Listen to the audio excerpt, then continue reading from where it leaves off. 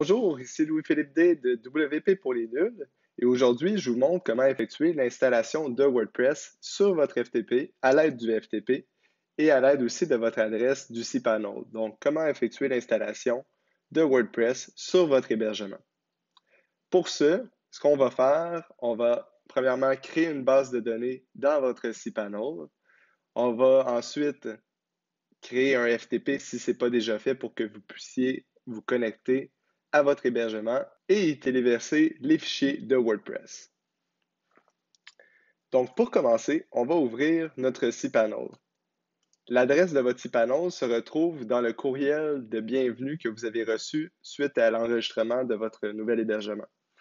À l'intérieur du courriel, il y a plusieurs informations pour votre hébergement, dont l'adresse du cPanel, souvent aussi l'adresse pour se connecter en FTP et des fois l'adresse pour se connecter au courriel.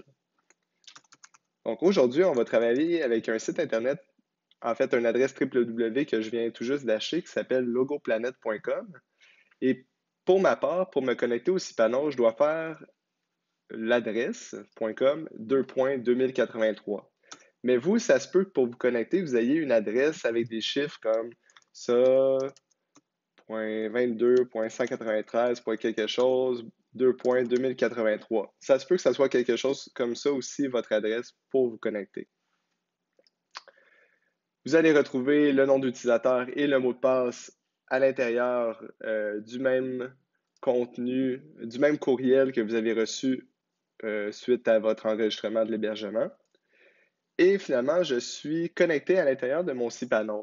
À l'intérieur de ça, je ne vous ferai pas un cours de cPanel, mais il y a plusieurs aspects importants pour votre site Internet. Le premier qui nous intéresse, c'est MySQL Database. Parce que pour créer un site Internet WordPress, ça nous prend une base de données. Pour créer la base de données, je clique sur le lien et je vais créer une base de données ici qui va s'appeler par exemple Logo Planet. Je vais créer ma base de données. Donc là, elle est créée. Mais pour être plus sécuritaire aussi, je vais créer un nom d'utilisateur.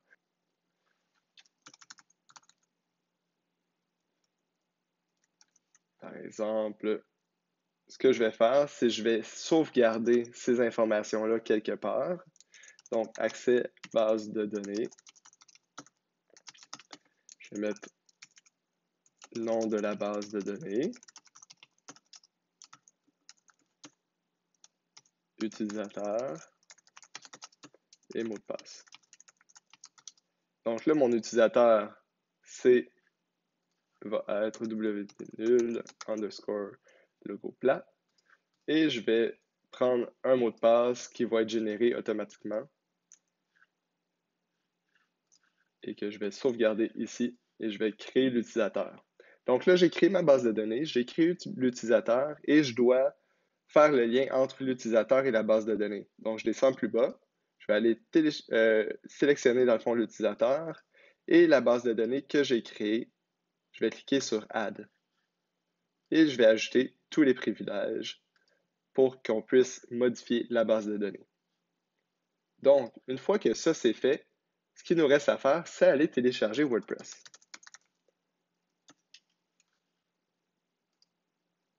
Le premier résultat Google, quand j'écris télécharger WordPress, j'arrive sur le site et je clique sur le bouton bleu télécharger. C'est fait, je dézippe le contenu du fichier, juste ici. Donc, voici ce que j'ai téléchargé, un dossier WordPress avec plusieurs fichiers. Il me reste donc à installer et téléverser les fichiers sur mon hébergement. Pour ça, on va utiliser un logiciel qui s'appelle FileZilla. Si vous ne l'avez pas déjà de votre côté, vous pouvez le télécharger gratuitement sur le site web de FileZilla. Donc, je vais aller dans Google, j'écris FileZilla, je prends le premier résultat et vous allez pouvoir télécharger soit la version PC ou la version Mac en cliquant ici et en installant le logiciel. Quand c'est fait, vous ouvrez le logiciel et vous avez cet écran-là.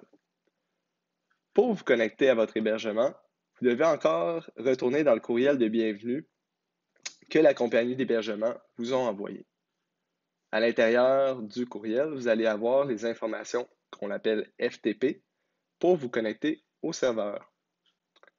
Pour moi, je les ai téléchargés, je les ai en fait enregistrés dans mon petit fichier ici. Et j'écris le nom d'hôte ici qui peut être très bien logoplanète.com. Dans le fond, ça c'est votre hébergement qui va pouvoir vous le dire. J'ai le nom d'utilisateur ici et le mot de passe ici que j'ai sauvegardé. Je vais faire connexion rapide. Et voilà, je suis déjà connecté dans mon serveur. Donc, ce que je veux faire ici, c'est aller récupérer sur mon desktop le dossier WordPress que j'ai téléchargé. Et je vais aller à l'intérieur, sélectionner tous les fichiers et je vais aller mettre ça juste ici. J'avais déjà un fichier licence, donc il me demande si je voulais l'écraser ou pas. Donc, 1400 fichiers plus tard. Et voilà, 1400 fichiers plus tard, c'est téléversé. Il me reste à effectuer l'installation de WordPress. Je vais aller sur mon nom de domaine. Et j'arrive avec l'écran de bienvenue de WordPress. C'est parti. J'ajoute les informations de ma base de données que j'ai sauvegardée plus tôt. J'avais oublié de mettre le nom de la base de données, donc je vais aller le récupérer ici. C'était wp-nul _logoplanet. Le nom d'utilisateur que j'ai sauvé ici. Et le mot de passe. Ici, je vous suggère fortement de modifier le préfixe des tables pour rendre votre site plus sécuritaire. Lancer l'installation. Il me reste à configurer le tout. Je vais appeler le site Logoplanet. Pour l'identifiant, les gens utilisent habituellement admin. Je vous suggère fortement de modifier ceci. Pour autre chose, qui est un nom d'utilisateur que vous seul allez connaître, par exemple, ou bien votre nom personnel aussi pourrait très bien fonctionner. Donc, par exemple, Philippe D. Ou bien, bon, n'importe quoi. Logoplanet 2018. Je vais sauver ces informations-là. Accès WordPress. Utilisateur. LP 2018. Mot de passe. Ça.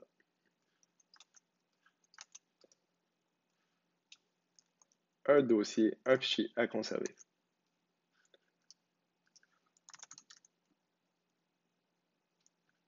Par exemple, votre adresse courriel. Et installer WordPress. Voilà, WordPress est installé.